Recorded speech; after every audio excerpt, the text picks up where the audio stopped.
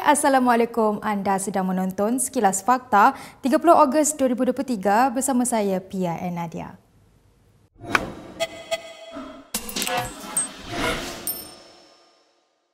RGB International Berhad RGBI mengesahkan bahawa pengarahnya telah dilepaskan melalui ikat jamin dan sedang bekerjasama dengan SPRM berhubung dakwaan membiayai kempen pilihan raya menggunakan wang sogokan perjudian.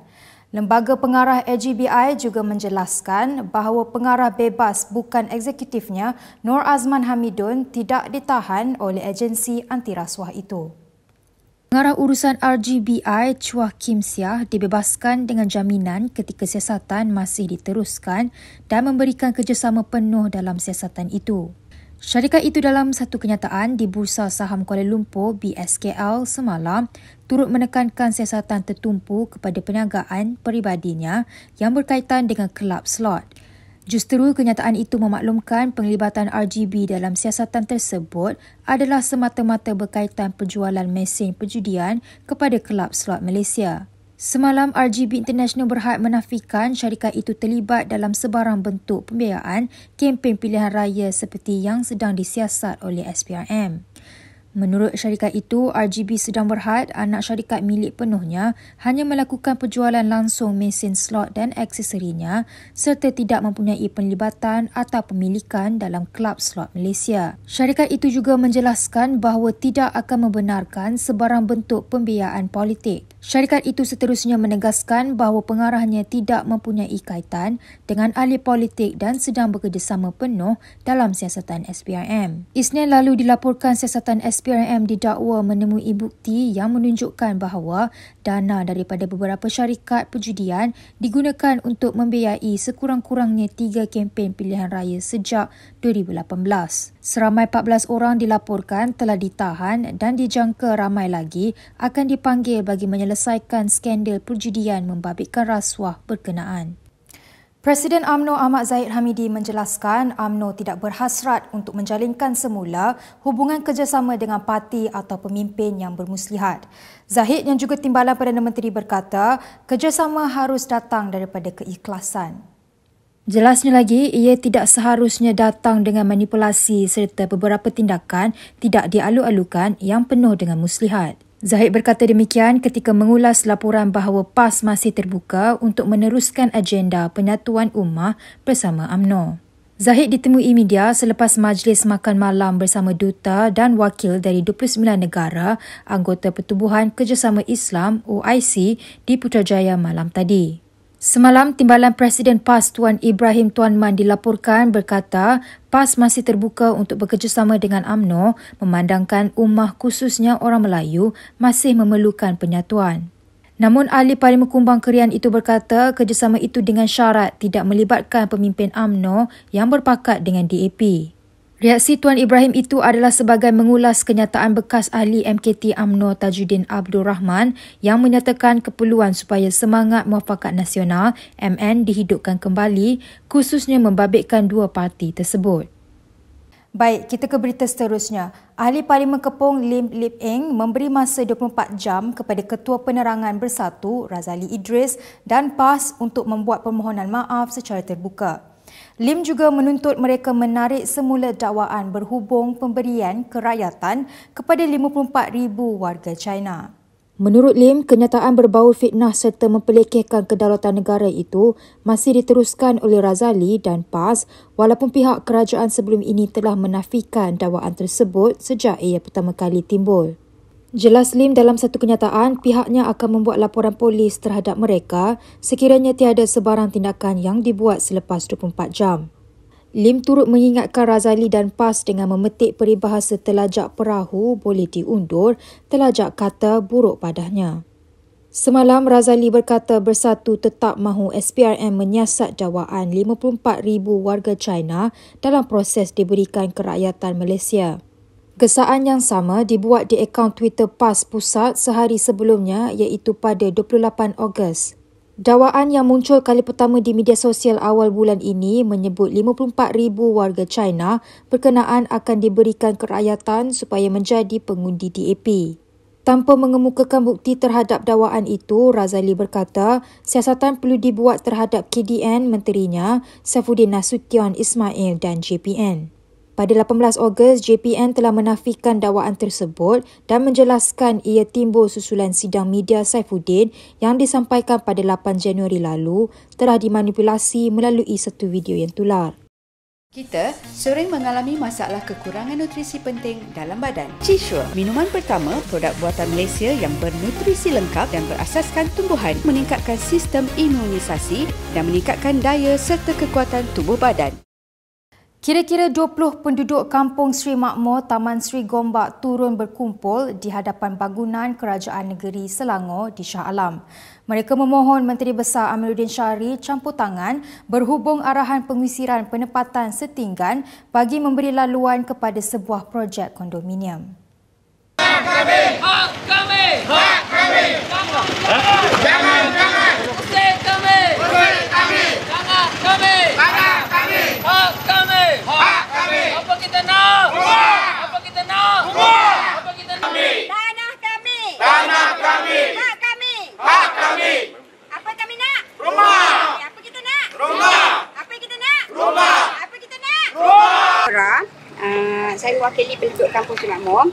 Hari ini kita nak serahkan memorandum yang kali ketiga kepada MB. Sebab MB tak nak berjumpa dengan kita. Kita dah beberapa kali minta buat dialog bersama penduduk, tapi beliau tidak pernah beri maklum malas. So hari ini kita nak hantar sebab kali ini kita dapat notis daripada Mahkamah Tinggi nak mengusir kita keluar, begitu saja. Sedangkan perbincangan kita telah jalankan dengan pihak MB, iaitu Tuan Rahim Kasdi. So sekarang benda ni mereka diamkan aja. Tiba-tiba bagi notis. Jadi penduduk tak tahu nak pergi ke mana.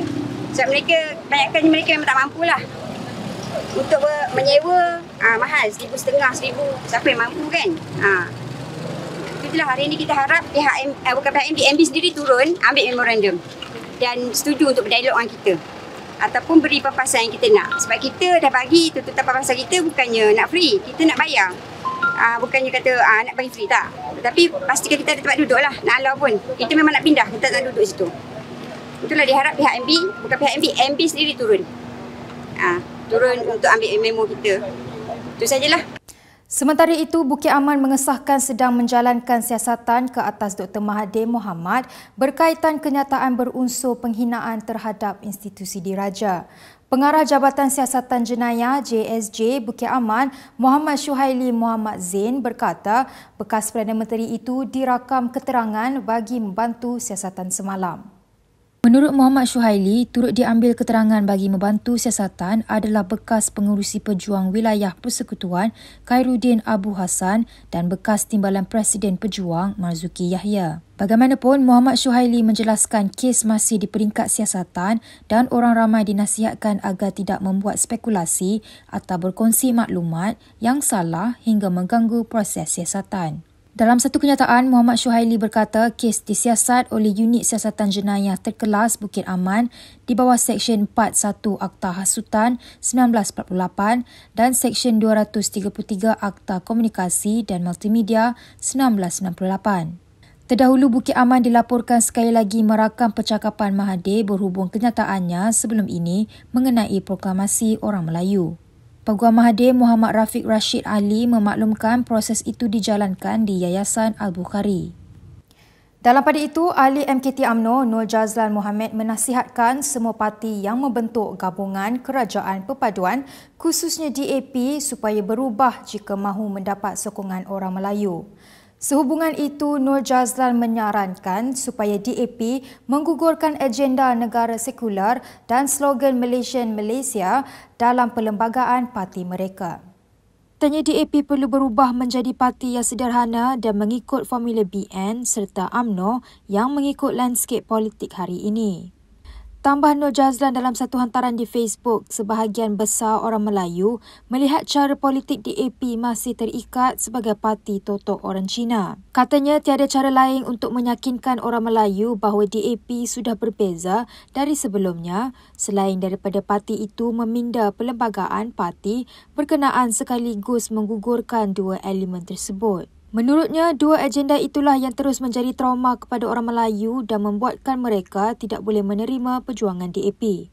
Justeru, Nur Jazlan berkata jika benar DAP mengharapkan sokongan orang Melayu melalui kerjasama dengan UMNO, mereka perlu berani membuat perubahan besar untuk mencapai kejayaan lebih besar pada PRU 16 nanti. Sekiranya DAP masih was-was untuk lakukan perubahan, Nur Jazlan percaya mereka akan terus dipulau oleh pengundi Melayu sekaligus menjadikan gelombang sokongan orang Melayu terhadap PAS menjadi lebih kuat. UMNO pula, kata Nur Jazlan, terpaksa membayar harga yang mahal apabila terus dikecam dan ditolak oleh pengundi Melayu kerana bekerjasama dengan DAP, PKR dan Amanah. Dalam perkembangan lain, Perdana Menteri Anwar Ibrahim menggesa semua pihak mengambil iktibar dari negara yang hebat tetapi hancur akibat perkauman dan fanatik agama di samping masalah tata kelola dan rasuah. Justeru Anwar dalam amanat Hari Kebangsaan di hadapan lebih 7,000 hadirin di Putrajaya menyeru rakyat supaya menolak sebarang usaha melemahkan perpaduan. Sebab itu, kita harus tumpu perhatian kita ke arah mengelak daripada apa saja usaha yang mungkin melemahkan semangat, kejituan dan perpaduan di kalangan kita. Jangan remehkan hal ini. Ada negara yang hebat, muncul sebagai negara gagah dengan tamadun hebat, tapi hancur. Bukan sahaja kerana tata kelola dan rasuah, tapi kerana dimain api perkauman dan kefanatikan agama. Lihat saja di kalangan negara-negara berkembang yang lain, malah negara-negara maju, bahawa perbezaan itu boleh menjadi kekuatan. Perbezaan itu boleh merusakkan sendi masyarakat dan kekuatan negara. Pilihan-pilihan kita, pilihan pimpinan, pilihan rakyat. Namanya pilihan, tetapi tentunya bagi yang berfikir dan waras, ini bukan pilihan. Ini satu imperatif atau kemestian. Seperti mana bila Allah Ta'ala memberikan pilihan kepada kita. Laqad khalaqnal insana fi ahsani taqwim, thumma radadnahu asfala safilin. Allah boleh angkat darjat manusia itu sebagai sebaik-baik kejadian. Tetapi kita boleh memilih untuk menurunkan darjat kita sebagai sehina-hina makhluk. Tentunya itu bukan pilihan. Kita mahu negara kita ini dijadikan negara madani yang boleh mengangkat martabat semua rakyat.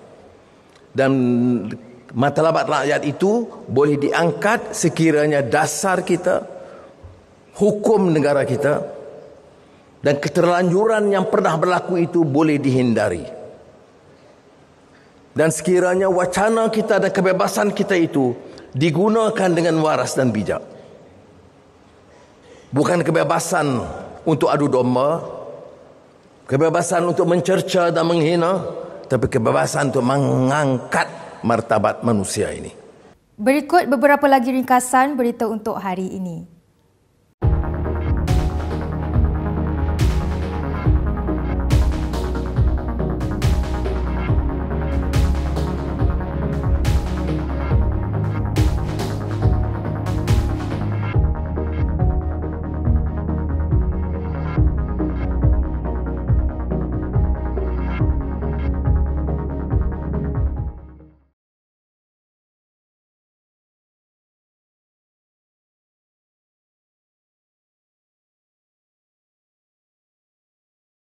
Seterusnya, ikuti kandungan berjenama yang dibawakan khas oleh Bank Islam. Bank Islam Malaysia Berhad telah melancarkan versi baharu akaun pelaburan inovatif berasaskan konsep mudarabah Al-Awfar baharu wow banyaknya yang ditambah baik dan memberikan lebih ganjaran buat para pelanggan baharu dan sedia ada. Produk Al-Awfar ini telah kami offer since 2009, sudah sekarang dah 14 tahun. Kami memperbarui kempen Al-Awfar, kempen berjudul Wow Banyaknya, kenapa kita buat kempen Al-Alfar ni adalah semata-mata untuk memberi ucapan terima kasih kami kepada pelanggan, ya. So bagi pelanggan yang membuka akaun Al-Alfar, syarat dia mudah saja, minimum RM100 untuk membuka akaun Al-Alfar. Pelanggan berpeluang memenangi hadiah lebih daripada RM18 juta. Nah, hadiah itu termasuklah wang tunai RM1 juta, ada 4 jutawan, kereta yang you tengok belakang ni, kereta, motosikal, 1 kilo jongkong emas, termasuk juga travel dan pelbagai-bagai lagi hadiah.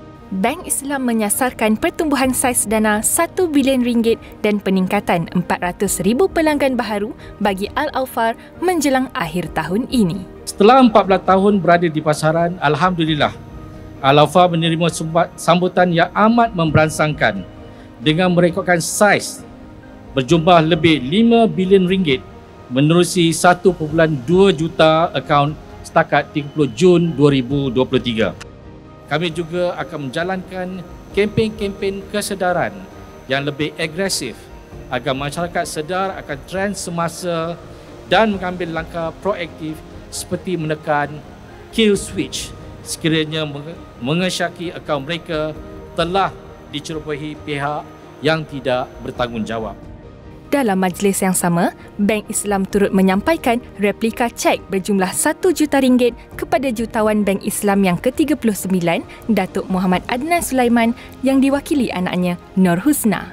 Kempen yang kami buat ni, dia together dengan celebration of 40th anniversary of Bank Islam, and hopefully that we will continue to support our customers with their needs. Sekian sahaja daripada saya, PIN Nadia, untuk Sekilas Fakta. Untuk lebih banyak berita, anda boleh melayari kinitv.com.